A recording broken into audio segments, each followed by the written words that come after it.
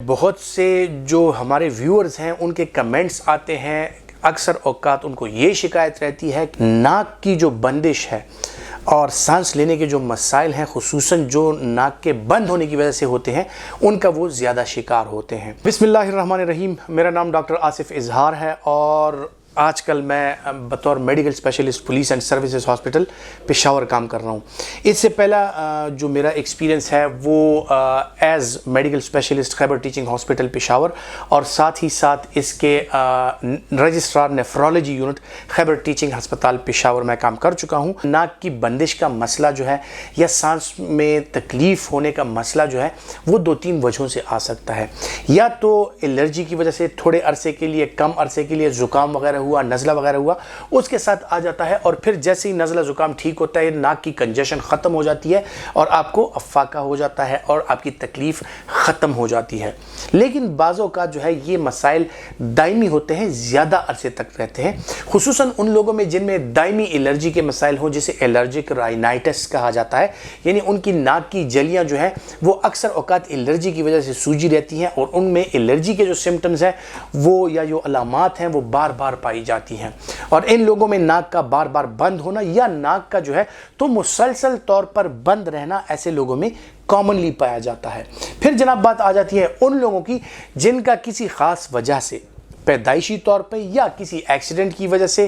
یا کسی بھی وجہ سے ان کی ناک کی ہڈی جو ہے وہ ٹیڑھی ہوتی ہے، اور ناک کی ہڈی جب ٹیڑھی ہو جائے تو اس کا مطلب ہے کہ ان کے ناک کی ایک سائیڈ والا نتنا جو ہے وہ بند رہتا ہے۔ دوسری سائیڈ والے نتنے میں اللہ تعالیٰ کا ایک نظام ہے کہ وہاں پر جو ایریا جو ہڈی ٹیڑھی ہو جاتی ہے ایک سائیڈ کو بند کر کے دوسری سائیڈ کھل جاتی ہے، لیکن وہ کھلی سائیڈ جو ہوتی ہے کمپنسیٹ کرنے کے لیے وہاں پر گوشت بڑھنا سٹارٹ ہو جاتا ہے، جسے عرف عام میں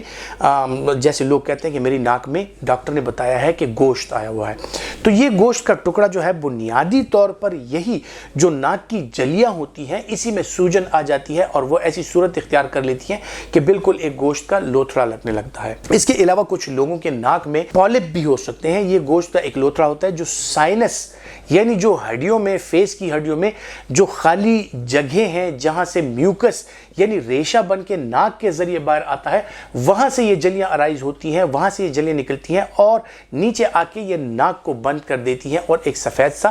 گوشت سا آپ کی ناک میں نظر آ رہا ہوتا ہے۔ اس کی وجہ سے مختلف قسم کے اسپرے وغیرہ کا استعمال بہت زیادہ کیا جاتا ہے، مختلف قسم کی اینٹی الرجک دوائیوں کا استعمال کیا جاتا ہے، مختلف قسم کے ڈی کنجسٹنٹ جو ہے ان کا استعمال کیا جاتا ہے، لیکن مریض جو ہے اس کی جو شکایات ہوتی ہیں وہ کم نہیں ہوتی۔ تو اگر آپ نیزل سپرے وغیرہ کا استعمال کر رہے ہیں، ڈی کنجسٹنٹس کا استعمال کر رہے ہیں، مختلف قسم کے آپ نے اینٹی الرجک اور ایسی دوائیوں کا استعمال کیا ہے، لیکن اس کے باوجود آپ کی ناک کی بندش جو ہے وہ ختم نہیں ہو رہی، تو ایسی صورتوں میں آپ کو کیا کرنا ہے؟ جناب ایسی صورتوں میں آپ نے ایک مستند ڈاکٹر سے اپنا معائنہ کرانا ہے۔ اگر آپ کو الرجک رائنائٹس ہے تو آپ پلمونالوجسٹ یعنی جو چیسٹ اسپیشلسٹ ہوتا ہے، میڈیکل اسپیشلسٹ ہوتا ہے، ENT اسپیشلسٹ ہوتا ہے، اس کے پاس آپ جا سکتے ہیں کیونکہ یہ ان تینوں کا ڈومین ہے۔ اگر آپ کو الرجک رائنائٹس یا ایستما یا اس طرح کے مسائل نہیں ہیں، الرجی کے مسائل نہیں ہیں اور صرف آپ کی ناک بند ہوتی ہے، تو مستند ENT ڈاکٹر سے آپ نے اپنا معائنہ کرانا ہے کہ اندازہ ہو سکے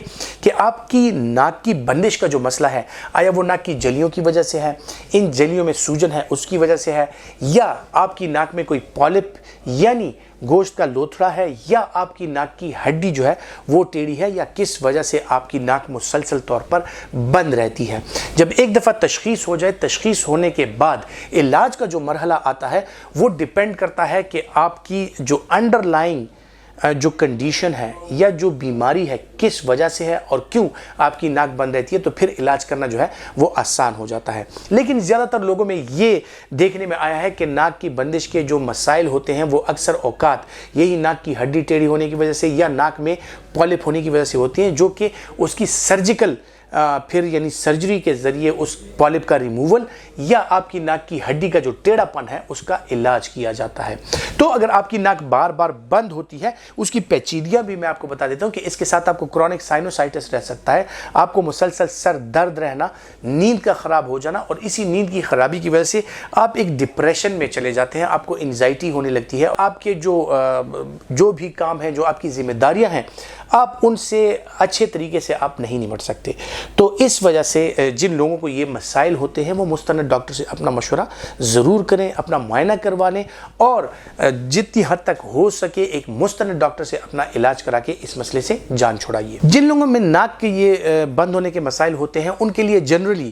کچھ تدابیر میں آپ کو بتا دیتا ہوں کہ ان کو صفائی کا خاص خیال رکھنا چاہیے، اور ان کو اکثر اگر آپ کو بلڈ پریشر کا مسئلہ نہ ہو تو آپ پانی میں تھوڑا سا نمک ڈال کر اس کی کلی کر سکتے ہیں، ناک کے ذریعے اس کو کھینچ سکتے ہیں، جس کے ذریعے آپ کی ناک کا ریشہ جو ہے وہ پتلا ہو جاتا ہے اور اس کو آپ ایزیلی آپ باہر نکال سکتے ہیں۔ اس کے علاوہ اکثر اوقات آپ کے کمرے کا جو ماحول ہے اس کو آپ نے معتدل رکھنا ہے، یعنی زیادہ ٹھنڈے کمرے میں اگر آپ چلے جائیں، اے سی وغیرہ لگا ہوا تو ایسے میں جلد ہی آپ کی ناک بند ہو جاتی ہے۔ پھر اسی طرح آپ اگر مشروبات وغیرہ کا استعمال کرتے ہیں، بہت سے لوگ ایسے ہوتے ہیں کہ وہ بہت ٹھنڈی مشروبات کا اگر وہ استعمال کریں تو ساتھ ہی ان کی ناک بند ہو جاتی ہے۔ ایسی صورتوں میں آپ نے کیا کرنا ہے کہ اپنے انوائرمنٹ کو معتدل رکھنا ہے۔ آپ کو اگر کسی چیز سے الرجی ہو، خصوصاً پرفیومز وغیرہ سے کچھ لوگوں کو الرجی ہوتی ہے، ایسے ماحول میں پھر نہ جائیں جہاں پرفیومز یا اس طرح کے فریگرنسز ہوں، یا کہیں پہ اکثر اوقات اگر آپ ایسے کسی شعبے سے وابستہ ہیں جس میں فیومز اور مختلف قسم کے کیمیکلز یا ان کو آپ کا ایکسپوجر ہے تو آپ وہ کم کر سکتے ہیں، اور اپنے ورکنگ پلیس میں خصوصاً تازہ ہوا کی جو آمد کا سلسلہ ہے اس کو آپ ضرور رکھیے، تاکہ آپ کی کراس وینٹیلیشن کی وجہ سے آپ کے کمرے کا یا آپ کے ورک پلیس کا جو انوائرمنٹ ہے وہ تازہ رہے۔ اور صفائی، جس طرح میں نے ذکر کیا کہ صفائی بہت زیادہ امپورٹنٹ ہے۔